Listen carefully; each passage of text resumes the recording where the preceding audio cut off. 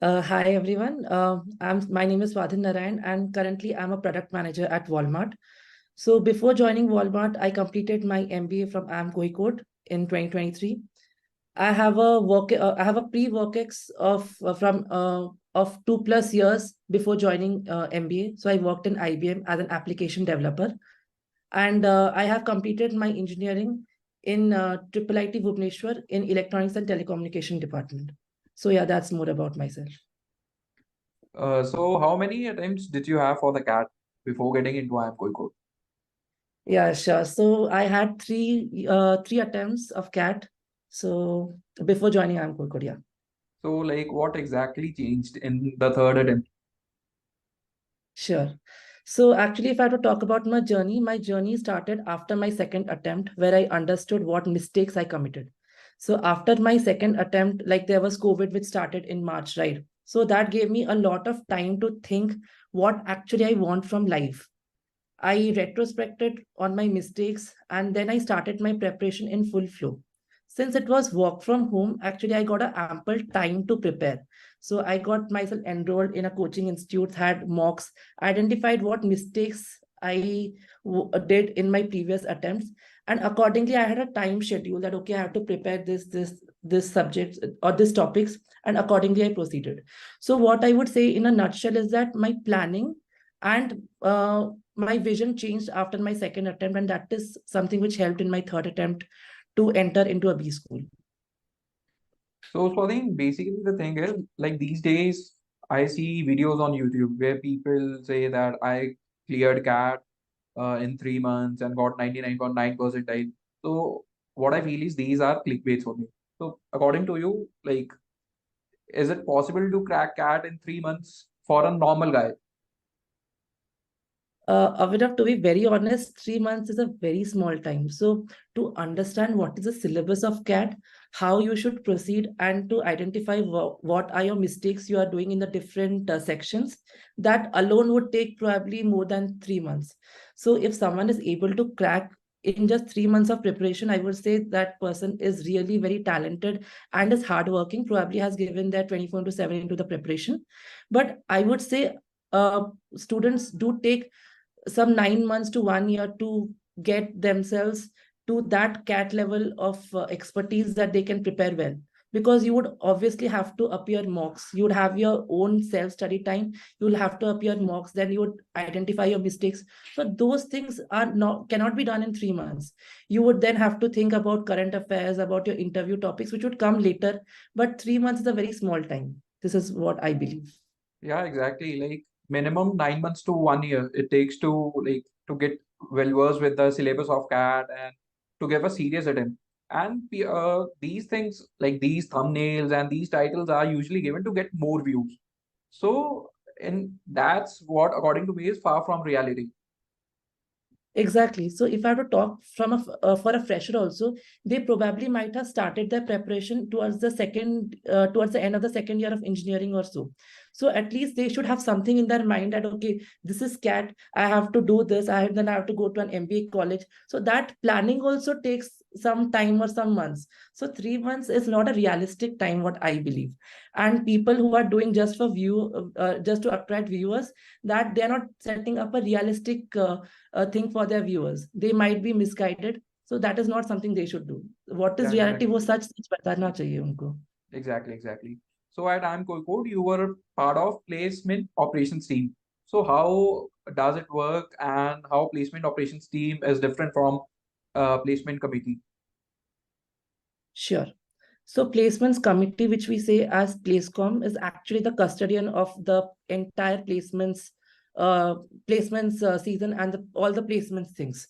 So right from how to bring companies to interact with the company's HRs and to be a bridge between the top management in the college, like there would be a placement chair and the different companies. So they are the bridge. I might not give you a very detailed or an Uber level information, but they are the ones who actually facilitate the entire placements process.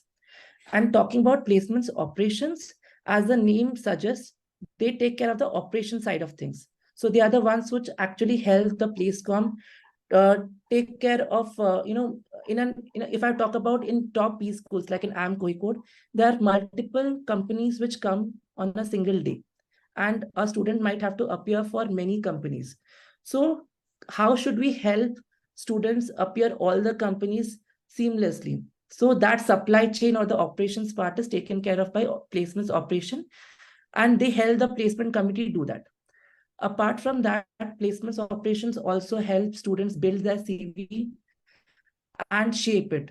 So if you talk with any student from IIM Kozhikode or any other B school, they would have gone through multiple iterations of their CVs.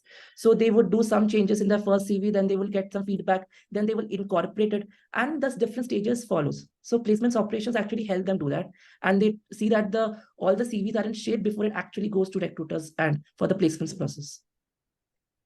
So if someone is looking forward to get into placement operations team, so what all skills the person should have? If I were to talk about placements operations, they don't need a very high skill set.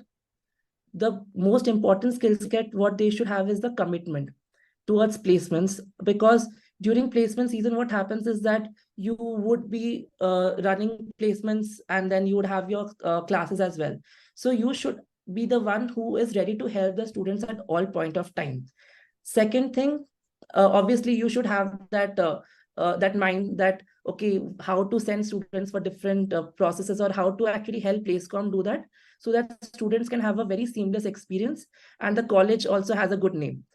And now talking about the CV mentorship process, only when placements operation members are good with how the CV should be, what are the templates, or what are the how a CV should be, they can only then help the students, right? So a placements operations, as a placements operations member, I should be very well through about how a CV should look like, an ideal CV should look like. So in that way only I can help the students. And so these are the simple skill sets which a member should have before joining placements operations. So most of your work moves around or revolves around scheduling the interviews. So Excel would be a help for the students if they are looking forward to join place ops.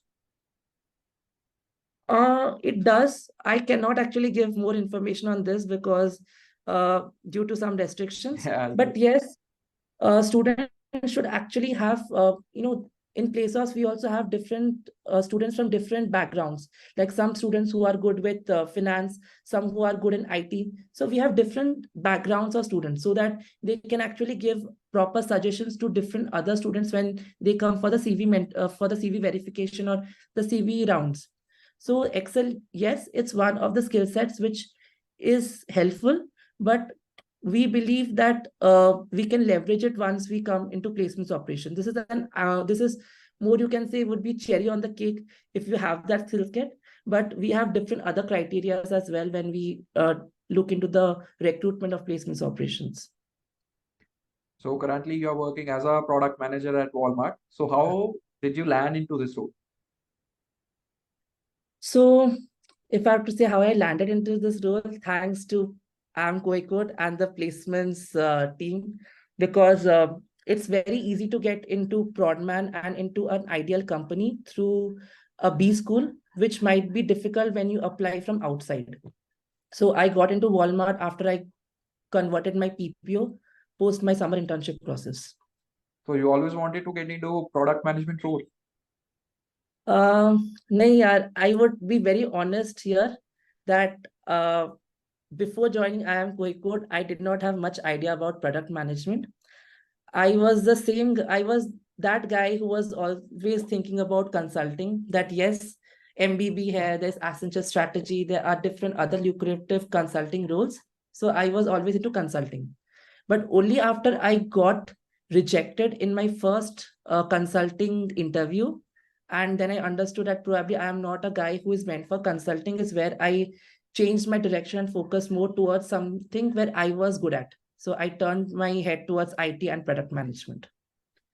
So do you plan to join consulting in future, or now you are satisfied with Prodman and you want to stay in product management for your lifetime? Yeah, I'm pretty much satisfied with product management because When you do not get exposure of something, you do not know what it is. When I was introduced to product management after I joined B School, I got to know what product management is, and more exposure I got after I had my summer internship. And then I understood that yes, this is something which I can have in my later stages, like throughout my entire life. Consulting is not my cup of tea. So I'm pretty much happy with product management. Yeah. So basically, product management is the hottest job profile in the market today. So, like, what do you think it is like that? I would say product management, yes, it's one of the hottest profiles. The reasons I would say is because we actually impact a lot of customers, a lot of user base. So if I had to talk about product management, it is actually it comes as an intersection of user UX or user experience, technology, and business. So now, if I had to talk about this century, uh, we see an expansion of business and technology towards fulfilling the delight side of customers. Like we want to give a seamless customer experience. And that brings the need for product management jobs. And hence, I believe that product management is very lucrative job in today's market. But I don't think that the viewers are more interested to know what things are there in product management. Probably they are more interested to know about the learning opportunity, the remuneration, and the work-life balance in product management. Is that right? Yeah, yeah, exactly. That's what I was thinking about. Yeah. So now let me talk about the learning scope in product management. Since we have to interact with a lot of stakeholders and have business and market alignments, know about roadmaps, about product prioritization, there is a lot of learning in product management, I would say. You know a lot, you get to learn about different industries. So learning wise, this makes it a hot job as well. Now talking about remuneration, uh, post the tech boom, you would see that there are software developers who are getting paid very well. There are consultants who are paid very well. So if you talk in that line, I would still say that product managers are paid really well, but it's better not to compare with some other job profile. Independently, yes, they are paid very well and they have a good work-life balance. Like you go to office for 9 hours, you complete your work within those 9 hours, and post that, I don't think that there are people who are going to disturb you post your working hours, whereas probably a consultant might work for 12 hours or more. So that makes this job more lucrative towards people who want a proper work-life balance, a good job, and good learning. Yeah. Yeah, exactly. Having a great work-life balance and a great package is the are the basically two things like which people look for when they go for the prod man roles. Yeah, true. So So we like also you, additionally that impact. So that is also like as a product manager, I would always want to bring that impact for my users. So that is the reason I'm in this job. If I don't get that impact done for my users, I might not feel this as a hottest job as well. so you got into prod man after your MBA. So is it possible for someone who is not an MBA to get into a product management role? Yes, because it is not a prerequisite that you need to have your MBA before, like to land up in a role like product management.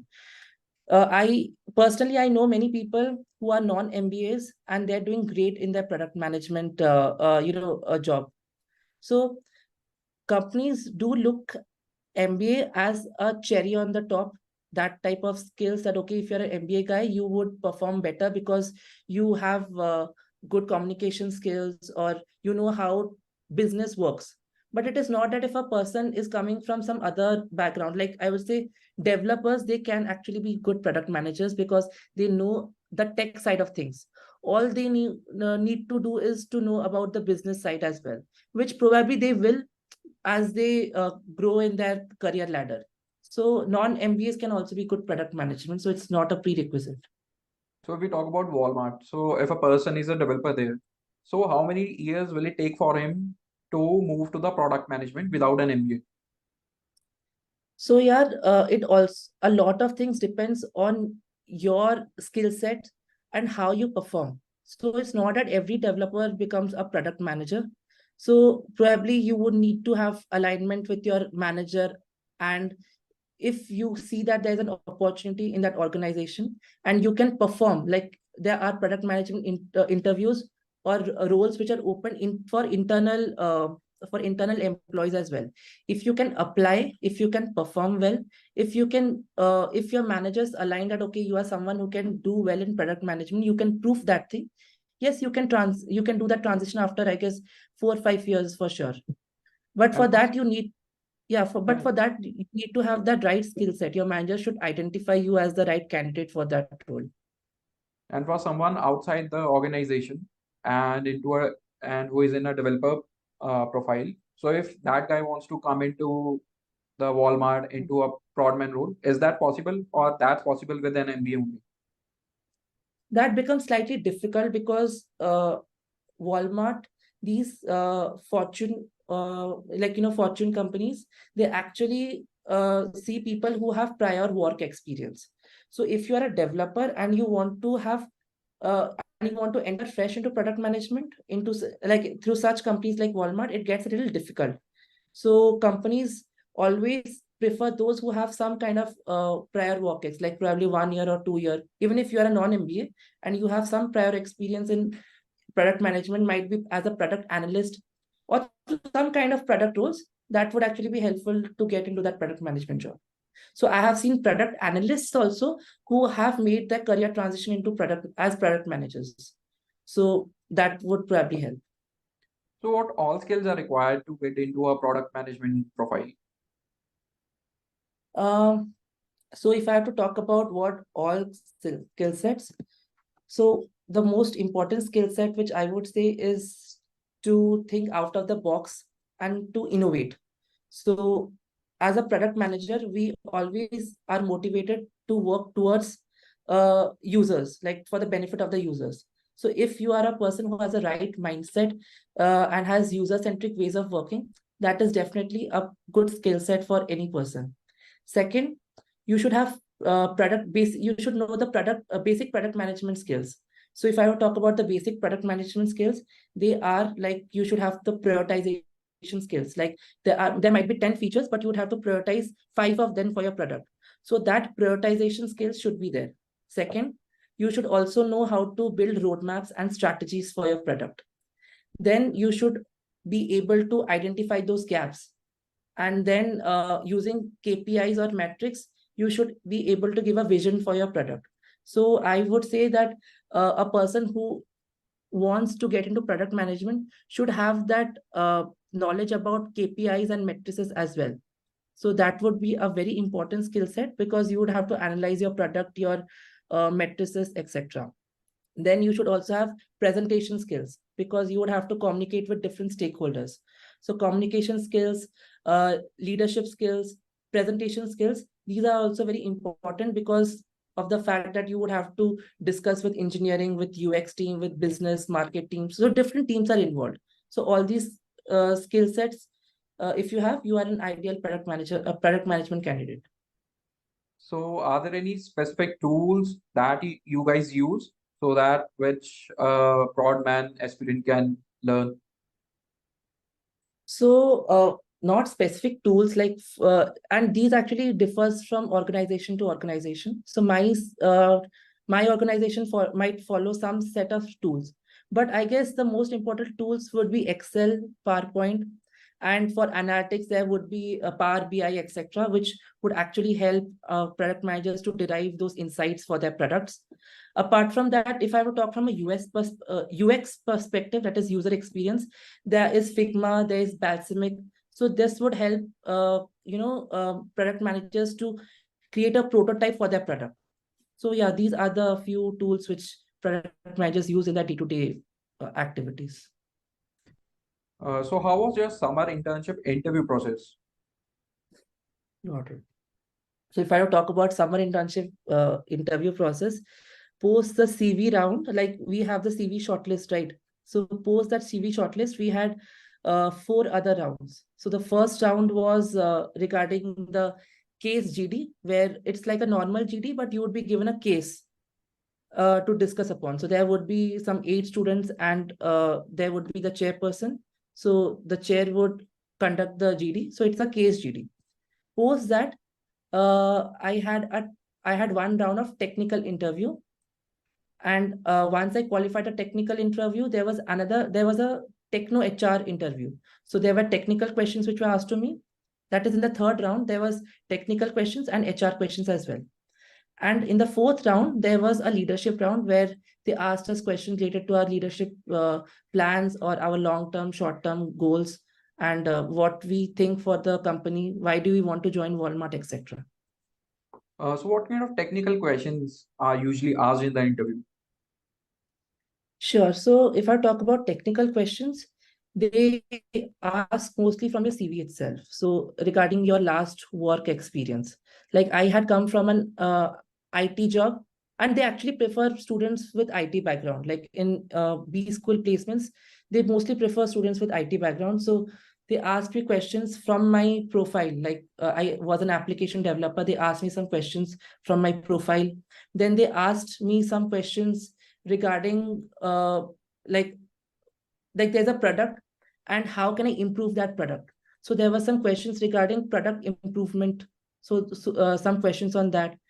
And when you are improving a product, what are the KPIs or what are the matrices you'll be tracking? So some questions were based on that.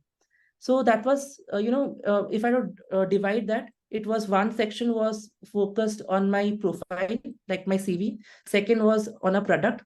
Third was based on the current tech booms. So what are the different tech news which you know about? Like there are EVs, there are different other news which like Bitcoins. There is, blockchain. So what do you know about them? If I have to explain blockchain to my grandmother, how would I do that in layman terms? So such questions were asked to us so that we can actually brainstorm and give some suggestions to the interviewers. So it was a good interaction, and it was a pure tech interview. So basically, apart from the IT background, is there anything else in the candidates who get the shortlist? Yeah, if I talk about B schools, like the companies who visit B schools, they prefer IT background students. So I don't remember anyone else who was in the shortlist who was a non-IT candidate. But yeah, in other B schools, in other companies, they do take students who are from non-IT background. Specifically Walmart, they were mostly IT background students who were in the shortlist or who were selected finally for interview. But that does not mean that non-IT background students are not given the opportunity. If your CV or your skill sets are properly aligned to what the recruiters want, you would surely be in their hot list of students whom they would want. It is just that they prefer a particular set of students over others. It is not that if you're a non-IT background student, you would not get a shortlist or you wouldn't be recruited. It is not like that. And for So, different companies, there are different criteria. so how was your summer internship experience at Walmart? At Walmart, if I have to say, I had a complete work from home experience. So I was not at office to physically interact with leaders or my product leader, my manager with UX leaders. So if I talk about my experience, it was a pretty good experience, but then I found that there was always a gap because of the barrier that I was not at office. So there was a lot of times when I wanted to discuss some things and people were not available. But they were very helpful, and I would say that was a time when I got to know about what a product management actually incorporates. So what are the roles and responsibilities of a product manager? I got to know when I got into that internship time, because what we know as a product manager is like before joining product manager is that okay, a product manager just has to do some kind of improvements in the product, they just have to launch, but we do not go into that detail. So once I got to join, I got to know about what are the product management skills or what are the day-to-day activities of a product manager. And probably that is what a company expects you to do. They expect you that in that 2 months of internship, you should learn more, and then how you can transform your learning into presentations or into some kind of deliverables. For an entry level product management role, just out of the campus, just after your MBA. So what all kind of responsibilities you would be having? So if I were to talk about the responsibilities, first responsibility I would say is to communicate with all the stakeholders. Because as product managers, we are not only solely responsible for developing or executing the product, we are also responsible for communicating it to leadership and the different stakeholders. So as I said, there are different teams which are involved. There are UX team, there is engineering team, there is research team, there is program team. So it is important to have that alignment with different teams. So, so if I have to explain that, you'll have to have that stakeholder management skill sets within you. And every day, like you'll have to go to developers and know that what work they are doing, what is what is the progress of that product. If there are some challenges which are identified and they need any kind of help, so those kind of things a product management should do. Then they should inform the leaders or like the engineering leads or the pillar leads about those kind of improvements.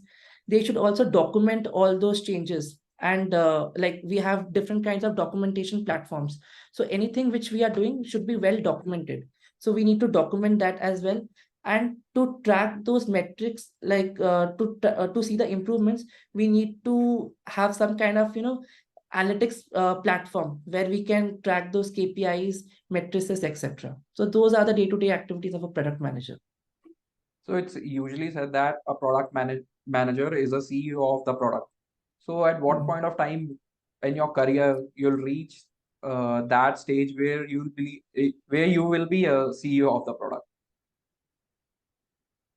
To be very honest, we say the product manager is a CEO of a product, but then we are not the ones who actually take those kind of decisions.